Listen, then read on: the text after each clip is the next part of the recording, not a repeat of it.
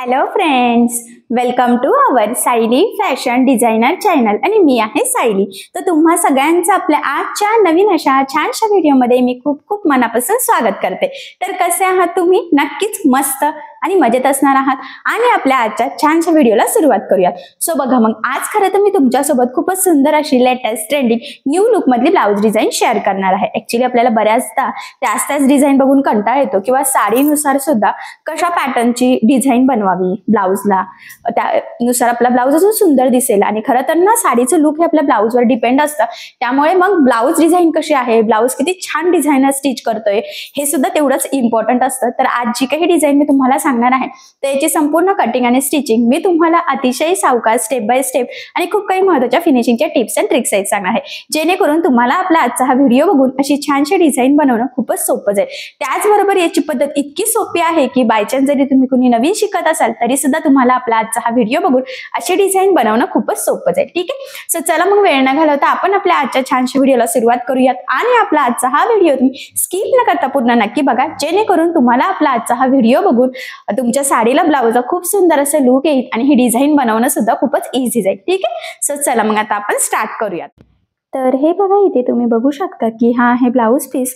खरं तर याचा खूप छान असा मोठासा काट आहे आणि तो काट यूज करून आज आपण पानगळ्यावर खूप सुंदर अशी ट्रेंडिंग न्यू लुक मधली ब्लाउज डिझाईन बनवणार आहोत। त्याचबरोबर अस्तर आणि मेन फॅब्रिक असं दोन्हीचा बॅक पार्ट आपण इथे ऑलरेडी कटिंग करून घेतलेला आहे। तर सगळ्यात आधी मी तुम्हाला या बॅक पार्टचं मेजरमेंट कसं आहे हे सांगते, म्हणजे तुम्हाला तुमच्या मापानुसार ह्या डिझाईनसाठी कशा पद्धतीने कटिंग स्टिचिंग करावी हे सहजच लक्षात यावं यासाठी। तर बघा, मग हा जो काही ब्लाऊज आहे तर ह्या ब्लाऊजची उंची आहे 12.5, 1 इंच मार्जिन, असं टोटल आपण इथे 13.5 इंचाला मार्किंग करून घेतलेली आहे। त्याचबरोबर इथून इकडे आपण 2.5 इंच गळा रुंदी, 2.5 इंच शोल्डर आणि अर्धा इंच मार्जिन, असं टोटल 5.5 इंचाला मार्किंग करून घेतलेली आहे। यानंतर याचा मुंडा सुद्धा 5.5 घेतला, 1.5ला मार्किंग करून बॅक साईडच्या मुंड्याचा शेप सुद्धा दिलेला आहे। इथून घ्यायचा आहे छातीचा चौथा भाग अधिक 1.5 इंच किंवा 2 इंच मार्जिन, तुम्हाला किती हवं आहे खरं तर त्यावर ते डिपेंड आहे। आणि अशा पद्धतीने मापे टाकून आपण हा बॅक पार्ट अस्तर आणि मेन फॅब्रिक असं 2 इंच कटिंग करून घेतलेलं आहे। आणि आता सगळ्यात आधी गळ्याची जी काही मार्किंग आहे तर ती आपल्याला अस्तरच्या बॅक पार्टवर करायची आहे। तर तुमचा जेवढा गळा असेल त्यामध्ये अर्धा इंच एक्स्ट्राचं मार्जिन इथे तुम्ही ऍड करू शकतात। तर किती पण असं 8 असेल तर 8.5 घ्यायचा। तर इथे बघा मी 10ला मार्किंग केलेली आहे, कारण 9.5चा गळा आहे आणि जर का तुम्हाला थोडाफार कमी हवा असेल तर तुम्ही कमीही घेऊ शकतात। आणि 2.5 इंच गळा रुंदीची आपल्याला खरं तर इथे मार्किंग करून घ्यायची आहे।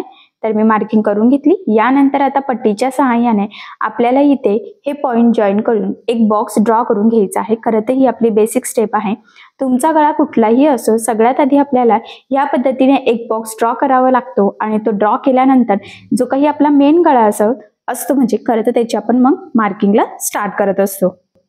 तर मी म्हटल्याप्रमाणे इथे पानगळा होता, तर या पद्धतीने पानगळ्याची मार्किंग मी इथे करून घेतली। बऱ्यापैकी डीप घेतलेला आहे, तुम्हाला यापेक्षा डीप हवा असेल तर तुम्ही घेऊ शकतात। आणि तो थोडासा मी इथे डार्क करून घेतला। त्यानंतर खालच्या साईडने सुद्धा आपल्याला बघा ह्या पद्धतीने एक मार्किंग करायची आहे आणि दोन्ही शेपच्या मध्ये 1 ते 1.5 इंच मार्जिन म्हणजे ठेवलेला आहे आपण। त्यानंतर जी मार्किंग केली एक्झॅक्टली त्यावरच आपल्याला इथे कटिंग करून घ्यायचं आहे। हा गळा आपण कॅनव्हास पेपर यूज न करताच बनवणार आहोत। तर पानगळा बऱ्याचदा आपल्याला बिना कॅनव्हासचा येत नाही, तर मग तुम्ही कॅनव्हास पेपर लावून सुद्धा स्टिच करू शकता। तर खालचा शेप आणि वरचा गळ्याचा मेन जो काही पानगळा होता तर तो असं दोन्हींची आपण इथे मार्किंग आणि कटिंग परफेक्ट करून घेतलेली आहे। सो आता आपण इथे स्टिच करायला सुरुवात करूयात। तर सगळ्यात आधी आपल्याला इथे अस्तर आणि मेन फॅब्रिक एकमेकाला जोडून घ्यावा लागणार आहे। त्यासाठी सगळ्यात आधी ब्लाऊजचा जो काही मेन फॅब्रिक आहे तर तो सरळ ठेवायचा, त्यावर आपण कटिंग केलेला अस्तरचा बॅक पार्ट ठेवायचा आहे आणि एक सेंटरला पिन आणि दोन्ही साईडच्या शोल्डरला एक एक अशा टोटल आपल्याला इथे 3 पिना लावून घ्यायच्या आहे। तर बघा, मग मी इथे लावून घेते आणि पिना लावल्यानंतर गळा रुंदी आपली बरोबर आहे की नाही तर ते एकदा चेक करायचं। बऱ्याचदा स्टिच करताना गळा रुंदी स्प्रेड होते आणि त्यामुळे मग शोल्डर उतरण्याचे चान्सेस राहतात। आता सगळ्यात आधी आपल्याला गळ्याच्या साईडने साधारणतः 1/2 इंच एवढं मार्जिन ठेवत एक टीप मारून घ्यायची आहे। पुन्हा सांगते, कॅनव्हास पेपर लावून सुद्धा तुम्ही हा गळा रेडी करू शकतात। सो बघा, मग टीप मारताना अगदी व्यवस्थित सावकाश काळजीपूर्वक खरं तर आपल्याला इथे ही टीप मारून घ्यायची आहे। मार्जिन कमी जास्त होणार नाही याची सुद्धा काळजी घ्यायची आहे, कारण आता आपण जशी टीप मारणार आहोत तसंच आपला गळ्याचा शेप इथे येणार आहे, त्यामुळे मग अगदी व्यवस्थित काळजीपूर्वक ह्या गोष्टी फॉलो करणं खूपच गरजेचं आहे. आणि बघा मग अगदी प्रॉपर असं मी इथे टीप मारून घेतलेली आहे. यानंतर आता लगेचच आपण कमरेच्या साईडला सुद्धा टीप मारून घेऊयात. ह्या स्टेपमुळे काय होतं की गळा आणि कमरेचा पार्ट दोन्हीही आपल्या सोबतच फिनिशिंग सहित रेडी होतो. कमरपट्टी लावण्याची गरज पडत नाही आणि खरं तर इथे लावायचीच नाही, कारण की याची डिझाईनच अशी आहे की इथे कमरपट्टीची गरजच नाहीये. मग अशा वेळेस ह्या स्टेपने तुम्ही कमरेचा पार्ट प्रॉपर फिनिशिंग सहित नक्कीच रेडी करू शकतात. अगदी सोपी पद्धत आहे आणि फिनिशिंग सुद्धा खूप मस्त येते. आता हे टीप मारून झाल्यानंतर जे काही एक्स्ट्राचं मेन फॅब्रिक आहे कमरेच्या साईडचं, तर ते आपण इथे कट करून घेऊयात. काहीही एक्स्ट्रा ठेवायची गरज नाहीये. अगदी तंतोतंत जसं आपलं अस्तर आहे त्याप्रमाणे आपल्याला ते ठेवायचं आहे. आणि गळ्याच्या मध्ये सुद्धा जे काही एक्स्ट्राचं मेन फॅब्रिक म्हणजेच ब्लाऊज पीसचा जो काही एक्स्ट्राचा कपडा आहे तर तो सुद्धा आपल्याला इथे कटिंग करून घ्यायचा आहे. सो बघा मग आता हा आपला कट झालेला आहे आणि यानंतर आता आपल्याला गळ्याला आणि कमरेच्या खालच्या पार्टला द्यायचे आहेत छोटे छोटे कट्स, जेणेकरून ज्यावेळेस आपण हा पार्ट सरळ करू तर तो प्रॉपर फिनिशिंग सहित सरळ व्हावा आणि जसा आपण शेप ड्रॉ केलेला आहे, कट केलेला आहे तो तसाच रेडी व्हावा. त्यासाठी छोटे छोटे कट्स मारणं खूप गरजेचं आहे, तरच तो प्रॉपर असा फोल्ड होतो आणि मग शेप सुद्धा आपल्याला हवा आहे तसा येतो, नाही तर मग शेप बिघडू शकतो. फक्त एवढंच आहे की कट्स मारताना ब्लाऊजला एक्स्ट्राचा कट जाता कामा नये, कारण की बऱ्याचदा तसं सुद्धा होतच असतं. आणि यानंतर आता हा पार्ट आपण सरळ करून घेऊयात. सो बघा मग अगदी व्यवस्थित काळजीपूर्वक सरळ करायचं आहे. खूप काही इथे खेचायची आपल्याला खरं तर इथे गरज नाहीये. त्यानंतर खालचा कमरेचा पार्ट व्यवस्थित सेट करायचा आहे. गळ्याचा पार्ट सुद्धा एकदम प्रॉपर असा आपण इथे सेट करून घेतलेला आहे. आणि आता आपल्याला सगळ्यात आधी गळ्याच्या साईडला द्यायची आहे दाबटीप. तर बघा मग दाबटीप देताना आपला आतला जो काही अस्तरचा कपडा आहे तर तो वरती दिसणार नाही याची आपल्याला काळजी घ्यायची आहे. कारण बऱ्याचदा काय होतं की आतला कपडा वरती दिसतो आणि आपली सगळी फिनिशिंग बिघडते. सो तसं होऊ देऊ नका, कारण की आता आपण जशी टीप मारणार आहोत त्यावर आपली गळ्याची फिनिशिंग, लुक हे सगळं डिपेंड आहे आणि आकार सुद्धा प्रॉपर येण्यासाठी ही स्टेप इम्पॉर्टंट आहे. सो बघा मग अगदी व्यवस्थित काळजीपूर्वक मी खरं तर फायनली गळ्याला प्रॉपर असं दाबटीप देऊन घेतलेली आहे. बघितल्यावरच लक्षात येतंय की शेप आणि फिनिशिंग दोन्ही पण एकदम मस्त आलं. यानंतर कंटिन्यू लगेचच कमरेच्या साईडला सुद्धा दाबटीप देऊन घेऊयात आणि इथे सुद्धा अस्तरचा आतला कपडा वरती दिसणार नाही याची आपल्याला इथे काळजी घ्यायची आहे. आणि बघा मग अगदी व्यवस्थित आपण इथे सुद्धा ही टीप मारून घेत आहोत. या पद्धतीने तुम्ही पण स्टिच करा, नक्कीच फिनिशिंग वगैरे छान येईल. आणि छोट्या मोठ्या फिनिशिंगच्या टिप्स मी ज्या काही संपूर्ण कटिंग स्टिचिंग करताना सांगत आहे तर त्या तुम्ही आवर्जून फॉलो करा. आता हे परफेक्ट रेडी झाल्यानंतर अस्तर आणि मेन फॅब्रिक आपल्याला कडेकडेने जोडून घ्यायचं आहे. जेवढं शक्य आहे तेवढं कमीत कमी मार्जिन इथे पकडायचं आहे, कारण हे मार्जिन आपण कटिंग करताना कुठेही कॅल्क्युलेट केलेलं नसतं. त्याचबरोबर हे जोडताना कुठे गोळा होणार नाही, तिरकं जाणार नाही, कुठे फुगा येणार नाही. तर ह्या छोट्या मोठ्या गोष्टींची सुद्धा आपल्याला खरं तर इथे काळजी घ्यायची आहे. आणि यानंतर जे काही एक्स्ट्राचं मेन फॅब्रिक आहे तर ते कट करायचं आहे आणि परफेक्ट मापाचा बॅक पार्ट खरं तर आपण इथे रेडी करून घेऊयात, कारण की मग पुढची डिझाईन बनवणं खूप गरजेचं आहे. आणि ऍक्च्युली तुम्हाला सगळ्यांनाच माहित आहे की अस्तरवर आपली परफेक्ट कटिंग असते, पण ब्लाऊज पीसचा कपडा आपण थोडंसं एक्स्ट्राचं मार्जिन ठेवून कटिंग करतो, जेणेकरून स्टिचिंग करणं इझी जावं यासाठी. आणि हा पार्ट प्रॉपर फिनिशिंग सहित अस्तर मेन फॅब्रिक सहित जोडला गेलेला आहे. यानंतर आता पुढचा जो काही पॅच आहे तर तो आपल्याला इथे रेडी करून घ्यायचा आहे. त्यासाठी आपल्याला काठ वापरायचा आहे. त्याचबरोबर ह्या पॅचसाठी आपल्याला कॅनव्हास पेपर सुद्धा लागणार आहे. सो मी इथे पेपर कॅनव्हास घेतलेला आहे, तर तो इथे डबल फोल्ड करून घेतला. या पद्धतीने हा कटिंगच्या वेळेस जो काही मधला पार्ट आपण म्हणजे कमरेच्या साईडचा शेपचा कट केला होता तर तोच ठेवून मार्किंग करायची आहे. तीच मार्किंग इकडच्या साईडला फेंट दिसते तर ती सुद्धा डार्क करून घ्यायची. आणि आता आपल्याला इथे द्यायचा आहे गोलाकार शेप. सो बघा ह्या पद्धतीने मग आपण इथे हा शेप ड्रॉ करून घेतला. तोच गोलाकार मार्किंग इकडनं सुद्धा करून घ्यायची आहे. आणि आता हे आपण कट करून घेऊयात. बघा तर गोलाकार शेपला फक्त पाव इंच एवढं मार्जिन ठेवायचं आहे आणि साईडने 1 ते अर्धा इंच तुम्ही ठेवू शकता. आता ह्याच मापाचा आपल्याला काठ आणि अस्तर दोन्ही पण लागणार आहे. सो मग मी त्या अस्तर कट करून घेते आणि त्याचबरोबर इथे आपला जो काही काठ आहे ना तर तो सुद्धा आपण इथे कटिंग करून घेऊयात. तर बघा मग अगदी व्यवस्थित प्रॉपर मी इथे ठेवलेलं आहे हे, आणि मग एकसारखं कटिंग करायचं आहे. ठीक आहे. आता काय करायचं, आधी काठ ठेवायचा, त्यावर अस्तर आणि मग कॅनव्हास पेपर ठेवून खालची जी काही मार्किंग आहे एक्झॅक्टली त्यावरच टीप मारायची. यानंतर एक्स्ट्राचं कट करायचं आणि ह्या गोलाकार शेपला आपल्याला छोटे छोटे कट सुद्धा मारून घ्यायचे आहे. तर बघा मग इथे मी कट्स मारून घेतले आणि त्यानंतर हा छोटासा पार्ट आपल्याला इथे सरळ करून घ्यायचा आहे बघा. आणि मग जो काही गोलाकार शेप आहे तिथे द्यायची आहे आपल्याला दाबटीप. आणि इथे सुद्धा अस्तर, कॅनव्हास पेपर वगैरे काहीही वरती दिसणार नाही, याची आपल्याला काळजी घ्यायची. यानंतर कडेकडेने आपण अस्तर, काठ आणि जो काही आपला कॅनव्हास पेपर आहे तर हे सगळंच जोडून घ्यायचं आहे सिंपल अशी टीप मारून. ठीक आहे, आय होप से इथपर्यंत तुमच्या लक्षात आलं असेल. आता ह्या छोट्याशा पॅचला तुम्ही एखादी लेस, मोती लेस, हँगिंग लेस काही करू शकतात किंवा हाताने सुद्धा हँगिंग्स बनवू शकतात किंवा सिंपल असंही लावू शकतात. तर बघा ही जी काही पायपिंगवाली लेस असते हँगिंग टाईप, तर ती इथे मी घेतलेली आहे आणि ती आपल्याला इथे लावून घ्यायची आहे. आता ही लावताना आपल्याला इथे सिंगल फूट यूज करायचं आहे, जेणेकरून हे लावताना प्रॉपर लावलं पण जाईल आणि त्याचे मनी पाईप्स वगैरे फुटणार नाही. यासाठी मग आपल्याला सिंगल फूट यूज करून ही लेस लावायची. आता ही लेस लावून झाल्यानंतर ती आपल्याला इथे हा छोटासा पॅच लावून घ्यायचा आहे काठाचा. त्यासाठी मी सेंटर पॉईंटची मार्किंग करते, म्हणजे मग दोन्हींचं सेंटर मॅच करून अगदी व्यवस्थित परफेक्ट आपल्याला लावता यावं यासाठी. सो बघा मग मी इथे व्यवस्थित मॅच केलं आणि इथे बरोबर सेंटरला एक पिन लावते आणि मग आता हे जोडून घेऊयात. सुरुवातीला काय करायचं, डबल टिप देऊन अगदी व्यवस्थित लॉक करून घ्यायचं आहे, म्हणजे तिथून शिलाई निघायला नको आणि पॅच आणि बॅक पार्ट आपला सेपरेट व्हायला नको. आणि बरोबर अगदी व्यवस्थित काळजीपूर्वक आपण इथे टिप मारून हा छानसा हँगिंगवाला छोटासा पॅच इथे लावून घेतलेला आहे. ठीक आहे, आता यानंतर काय करायचं आहे, बॅक साईडला सगळ्यात आधी टक्स टाकून घेऊयात. सो सेंटर पासून 4.5 अर्धा इंच साईडला आणि उभं 4 इंचच्या टक्स पॉईंटची मार्किंग करून घ्यायची आहे. दोन्ही साईडला मार्किंग केल्यानंतर बरोबर जी लाईन ड्रॉ केलेली आहे त्यावरच आपल्याला फोल्ड करून तिरका टक्स इथे टाकून घ्यायचा आहे. आणि बघा सुरुवातीला डबल टिप द्यायची आहे, त्याचबरोबर संपूर्ण टक्सला सुद्धा डबल टिप देऊन अगदी व्यवस्थित लॉक करायचं आहे, जेणेकरून आपले टक्स लवकर खराब व्हायला नको, म्हणजेच अर्थातच ब्लाऊज सुद्धा नक्कीच लवकर खराब होणार नाही. सेम त्याच पद्धतीने दुसऱ्या साईडला सुद्धा आपण इथे टक्स टाकून घेतलेला आहे आणि फायनली प्रॉपर परफेक्ट असे दोन्ही साईडने टक्स टाकून झाले. यानंतर आता इथे आपल्याला एक लेस यूज करायची आहे, तर मी रेड आणि गोल्डन कलरच्या कॉम्बिनेशनची लेस इथे घेतलेली आहे.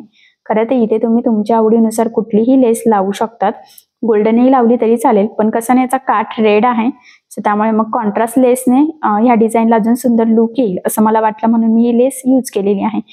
तर तुम्ही सुद्धा तुमच्या साडीला, काठाला किंवा डिझायनर ब्लाऊज असेल तर त्यानुसार लेस यूज करू शकतात, ब्रॉड करू शकतात, बारीकही करू शकतात, कशीही.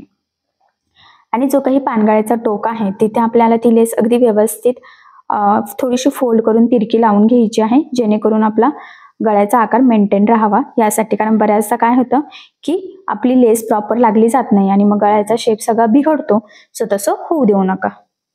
आता बघा गळ्याला ही लेस लावून झालेली आहे, तर ह्या लेसच्या दुसऱ्या साईडने सुद्धा आपल्याला टीप टाकून घ्यायची आहे. ऍक्च्युली मी नेहमीच सांगत असते, लेस तुमची जाड बारीक कशीही असो, शक्य असल्यास दोन्ही साईडने टीप मारायची. त्याचे 2-3 फायदे असतात. महत्वाचं म्हणजे लेस पॅक लागली जाते, ती वरती तरंगत नाही आणि सगळ्यात इम्पॉर्टंट म्हणजे फिनिशिंग सुद्धा खूप सुंदर येते. तर मग आपण संपूर्ण गळ्याच्या लेसला दुसऱ्या साईडने सुद्धा इथे टीप देऊन घेतलेली आहे. ठीक आहे, आता यानंतर आपल्याला हीच लेस कमरेच्या साईडला सुद्धा लावायची आहे. खरं तर इथे नाही लावली तरी चालेल किंवा आधी तुम्ही जर मोती लेस लावली असेल आधीचा पॅच लावण्याच्या आधी तरी सुद्धा चालेल, म्हणजे ते तुमच्या आवडीवर डिपेंड आहे. किंवा छान छोटीशी पाइपिंग सुद्धा तुम्ही बनवू शकतात, कॉन्ट्रास्ट कलरची सुद्धा. बट इथे मी लेस लावून घेतलेली आहे आणि बरोबर कानाकोपऱ्यावर इथे सुद्धा आपल्याला फोल्ड करायची आहे, जेणेकरून आपला जो काही शेप आहे तर तो अगदी व्यवस्थित मेंटेन राहावा खरं तर यासाठी. आणि इथे तुमच्या लक्षात येईल की किती सुंदर असं खरं तर आपण प्रॉपर फिनिशिंग सहित बरोबर जसा शेप होता त्या शेपवर ही लेस लावून घेतलेली आहे. एक्स्ट्राची इथे कट करून घ्यायची आणि याच्या सुद्धा दुसऱ्या साईडला आपल्याला टीप देऊन घ्यायची आहे, म्हणजे मी नेहमी सांगत असते सेम त्याच पद्धतीने. आता इथे तर लेस ब्रॉडच आहे, तुमची जरी बारीक असली तरी सुद्धा तुम्ही दोन्ही साईडने त्याला टीप देऊन घ्यायची आहे, फिनिशिंगसाठी खूप महत्वाचं आहे. ठीक आहे, सो बघा मग किती छान प्रॉपर पद्धतीने आपण इथे ही लेस लावून घेतलेली आहे गळ्याला आणि कमरेच्या साईडला, जसा शेप आपण कट केलेला होता बरोबर त्या शेपवर. त्यानंतर इथे आता आपल्याला नॉट लावायची आहे गळ्याला, कारण की पानगळा मटका गळा असला ना तर आपल्याला नॉट ही लावावीच लागते. तर मी रेडीमेड गोल्डन कलरची नॉट इथे घेते. एका ब्लाऊजसाठी 1 मीटर नॉट सफिशियंट असते. त्याचबरोबर आता इथे आपल्याला फॅब्रिक पासून सिंपल असे लटकन बनवून घ्यायचे आहे. तर तुम्ही रेडीमेड लटकन बाजारात अवेलेबल असतात ते सुद्धा लावू शकतात. म्हणजे कस्टमरची जशी रिक्वायरमेंट असेल त्यावर डिपेंड आहे. जर कस्टमरला फॅब्रिकपासून बनवायचे असेल तर तसंही तुम्ही इथे बनवू शकतात. आणि फॅब्रिकपासून आपण खूप वेगवेगळ्या पद्धतीचे लटकन बनवू शकता. तर त्याचे बरेचसे व्हिडिओ मी आपल्या सायली फॅशन डिझायनर या चॅनलवर ऑलरेडी टाकलेले आहे.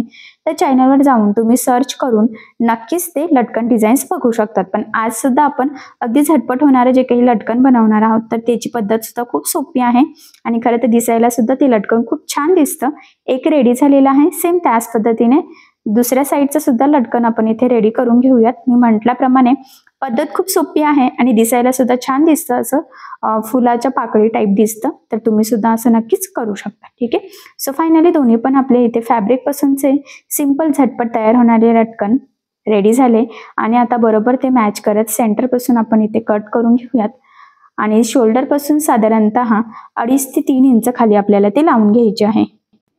ते लावताना डबल टिप देऊन अगदी व्यवस्थित लॉक करायचं आहे, जेणेकरून आपण ते कितीही खेचले कितीही टाईट बांधले तरी सुद्धा ते निघायला नको यासाठी. आणि आता जी काही आधीचं आपण नॉट लावली तीच मार्किंग दुसऱ्या साईडला करून घ्यायची, जेणेकरून दोन्ही पण नॉट व्यवस्थित एकाच लेवलमध्ये लागले जावत आणि फिनिशिंग आणि फिटिंग अगदी व्यवस्थित प्रॉपर यावी. त्यासाठी ही स्टेप मोस्ट इम्पॉर्टंट आहे. आणि फायनली ते आपलं लावून झालेलं आहे. आता आपण हे बांधून बघूयात. लूज टाईट खरं तर ते घातल्यानंतर कसं ना गळा पण आपला स्प्रेड होतच असतो. आणि बघा मग फायनली आपली ही डिझाईन रेडी झालेली आहे. सो बघा मग अगदी छोटासा काठ कमरेच्या साईडला लावला. हँगिंगची मस्त अशी लेस लावलेली आहे आणि रेड आणि गोल्डन कलरची सुद्धा लेस आहे. सो खूप सुंदर असं पानगळ्यावरची ट्रेंडिंग न्यू लुक मधली आपण ही आज ब्लाउज डिझाईन बनवून घेतलेली आहे. खरं तर याची पद्धत खूप सोपी आहे. अगदी कमी वेळेमध्ये आपली ही डिझाईन सुद्धा रेडी होते. फिनिशिंग वगैरे एकदम प्रॉपर आलेली आहे. मी तुम्हाला फिनिशिंगच्या टिप्स सुद्धा संपूर्ण कटिंग स्टिचिंग करताना सांगितलेले आहे. त्या जर फॉलो करून तुम्ही डिझाईन बनवली तर नक्कीच तुमची डिझाईन सुद्धा छान अशी परफेक्ट फिटिंग आणि फिनिशिंग सहित रेडी होईल. आणि मी म्हटल्याप्रमाणे याची पद्धत खूप सोपी आहे. म्हणजे जरी तुम्ही कोणी नवीन शिकत असाल तरी सुद्धा तुम्हाला आपला आजचा हा व्हिडिओ बघून पानगळ्यावरची ही डिझाईन सहज बनवता येईल. बऱ्याचदा आपल्याकडे कमी काठ असतो तर त्यावेळेस सुद्धा तुम्ही ही डिझाईन बनवू शकतो. आणि काही कस्टमरची चॉईस ही पानगळा असते आणि पानगळ्यावर त्याच डिझाईन बघून कंटाळा येतो. काहीतरी वेगळी बनवायची असेल तर ह्या डिझाईनची आयडिया तुम्ही तुमच्या कस्टमरला सुद्धा नक्कीच देऊ शकतात. आय होप सो तुम्हाला आणि तुमच्या कस्टमरला आपली आजची ही डिझाईन नक्कीच आवडेल. सो ही डिझाईन तुम्ही नक्की ट्राय करून बघा. नक्कीच तुमच्या साडीला आणि ब्लाऊजला खूप म्हणजे खूप सुंदर असं लुक आहे. ठीक आहे. सो बघा मग फायनली खरं तर खूप सुंदर अशी डिझाईन आपली तयार झालेली आहे. आणि सगळ्यात इम्पॉर्टंट म्हणजे मी तुम्हाला संपूर्ण डिझाईनची कटिंग आणि स्टिचिंग अतिशय सावकाश स्टेप बाय स्टेप आणि खूप काही महत्त्वाच्या फिनिशिंगच्या टिप्स आणि ट्रिक्स सांगण्याचा प्रयत्न केलेला आहे. त्याचबरोबर याची पद्धत सुद्धा इतकी सोपी आहे की जरी तुम्ही कोणी नवीन शिकत असाल तरी सुद्धा तुम्हाला आपला आजचा हा व्हिडिओ बघून अशी डिझाईन बनवणं खूपच सोपं जाईल. सो अशी डिझाईन नक्की ट्राय करून बघा. आणि जर तुम्हाला यामध्ये काही प्रॉब्लेम येत असेल तर मला कमेंट करून नक्कीच कळवा. मी तुमच्या प्रश्नाचे उत्तर देण्याचा नक्कीच प्रयत्न करेन. ठीक आहे. सो चला मग आता आपण आपला आजचा छानसा व्हिडिओ इथेच थांबूयात. आणि तुम्हाला आपला आजचा व्हिडिओ कसा वाटला हे मला कमेंट करून नक्की कळवा. त्याचबरोबर आपला व्हिडिओ आवडला असेल तर व्हिडिओला लाईक करायला विसरू नका. आणि असेच नवनवीन छानसे व्हिडिओज बघण्यासाठी आपल्या सायली फॅशन डिझायनर या चॅनलला सबस्क्राईब करा. आणि ज्या वेळेस तुम्ही सबस्क्राईब कराल त्यावेळेस त्यासमोरील बेल आयकॉन ही नक्की प्रेस करा. त्यामुळे काय होईल, जेव्हा मी नवीन व्हिडिओज टाकेल त्याचं नोटिफिकेशन तुम्हाला तुमच्या मोबाईलवर येईल. ठीक आहे. सो चला मग भेटूया पुन्हा नवीन अशा छानशा व्हिडिओमध्ये. तोपर्यंत टेक केअर, काळजी घ्या. आणि आपला आजचा व्हिडिओ शेवटपर्यंत पूर्ण बघितल्याबद्दल thank you so much. Bye bye.